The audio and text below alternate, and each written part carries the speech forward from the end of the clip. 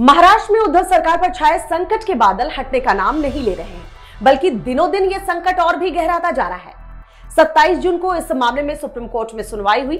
हालांकि तत्काल कोई फैसला नहीं हो सका, लेकिन बागी विधायकों को कोर्ट से बड़ी राहत मिली है। गुवाहाटी पहुंचे 16 विधायकों की अयोग्यता को लेकर डिप्टी स्पीकर की ओर से दिए गए नोटिस पर 12 जुलाई तक कोर्ट ने रोक लगा दी है। शिवसेना ने डिप्टी स्पीकर नरहरि झिरवाल को 16 बागी विधायकों की सदस्यता रद्द करने की याचिका दी थी, जिसके जवाब में एकनाथ शिंदे समेत कई बागी विधायकों के गुट ने डिप्टी स्पीकर पर सियासी हमला बोल दिया है।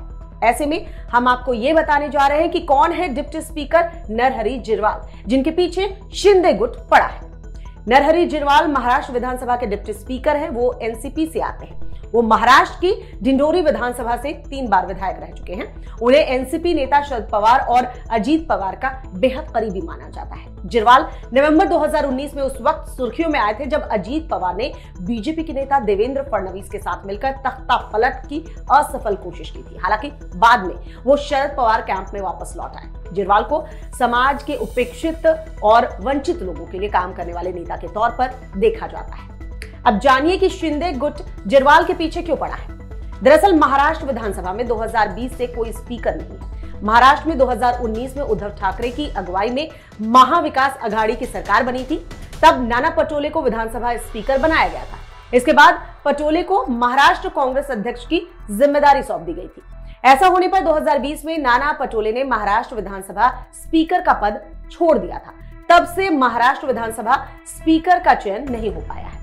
संवैधानिक व्यवस्था के तहत deputy speaker Narhari Zirwal speaker का काम देख रहे हैं। फरवरी 2021 से महाराष्ट्र विधानसभा को चलाने की जिम्मेदारी उन्हीं के कंधों पर है।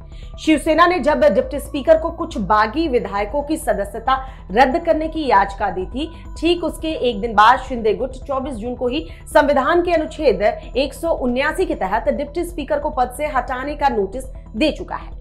शिंदे गुट का कहना है कि डिप्टी स्पीकर ऐसे निर्णय नहीं ले सकते, क्योंकि ये अध्यक्ष का विशेषाधिकार होता है। साथ ही शिंदे गुट के वकील ने सुप्रीम कोर्ट में कहा कि जब डिप्टी स्पीकर के खिलाफ खुद अविश्वास का प्रस्ताव है तो वो कैसे किसी अन्य को अयोग्य ठहरा सकते हैं। सुप्रीम कोर्ट ने भी झिरवाल से कहा है कि उन्होंने अपने खिलाफ लाए गए अविश्वास प्रस्ताव को खारिज कैसे कर दिया, वो खुद ही अपने मामले में जज कैसे बन सकते हैं। अब सुप्रीम कोर्ट ने बाकी लोगों के साथ डिप्टी स्पीकर झिरवाल को भी नोटिस जारी किया है और जवाब दाखिल करने के लिए कहा है।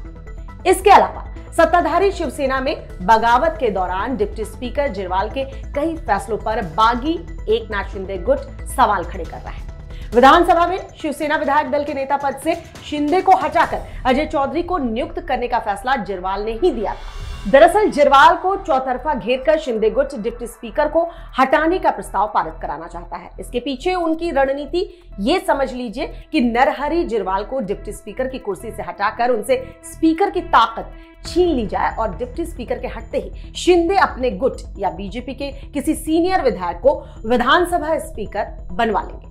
इसके लिए शिंदे गुट को महाराष्ट्र विधानसभा के कुल मौजूदा 287 विधायकों में से 144 विधायक चाहिए होंगे।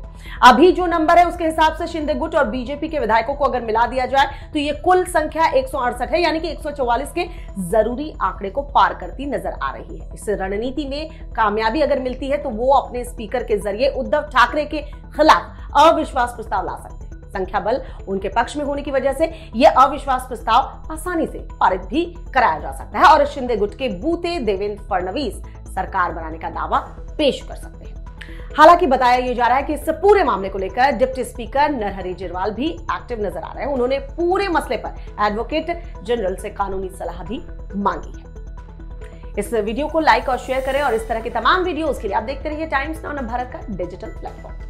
खबरों के पीछे की खबर पहुंचाते हैं हम, आपकी आवाज को मुद्दा बनाते हैं हम।